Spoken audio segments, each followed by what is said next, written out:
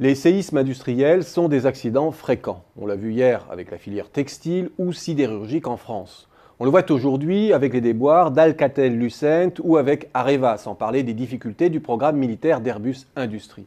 Risque technologique, risque de perte de contrôle, risque de déclassement brutal du modèle d'affaires. Les triomphes peuvent vite se muer en fiasco.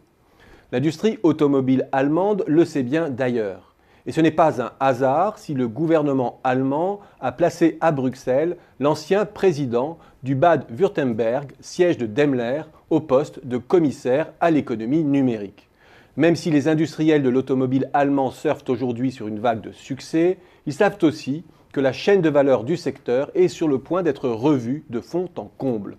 Avec l'irruption de la Google Car notamment, leur grande crainte, c'est de voir l'industrie automobile et ses 750 000 salariés relégués en ateliers de montage, pendant que les géants de la Silicon Valley capteraient l'essentiel de la valeur ajoutée. Celui qui possédera les données possédera le pouvoir. Pleinement conscient de ce risque, il s'y prépare, ce qui signifie que les parades sont déjà à l'œuvre. Le défi n'en est pas moins de taille. Parmi les 50 plus grands groupes technologiques, 6 seulement sont européens. Il s'agit donc d'une course-poursuite. Une course-poursuite où, faute d'avoir les GAFA, les Google, Amazon, Facebook européens, de grandes plateformes numériques d'échelle planétaire donc, tout l'enjeu est de trouver sa place dans le B2B de pointe. Et rien ne dit que ce repositionnement est compatible avec les périmètres actuels des groupes. Il est très probable que cette reconfiguration s'accompagnera d'une redéfinition profonde des contours, d'une redistribution des actifs et de la construction de nouvelles alliances à échelle mondiale. Face à cet enjeu majeur, le fait de posséder des positions acquises et des grands groupes intégrés ne protège pas de tout et peut même s'avérer être un talon d'Achille et relever du triomphe trompeur et éphémère. Même lorsqu'un modèle est périmé, la débandade des concurrents peut dans un premier temps légitimer le modèle des entités dominantes, qui bénéficient alors des effets de concentration. Le modèle n'en est pas moins condamné à terme, et cette illusion peut différer les ajustements.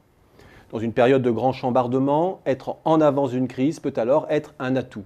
Je pense à la France en disant cela. Je ne mets néanmoins aucune assurance dans ce propos. Nos défaites industrielles sont nos défaites, et en faire le lit de notre rebond relèverait d'un optimisme aveugle.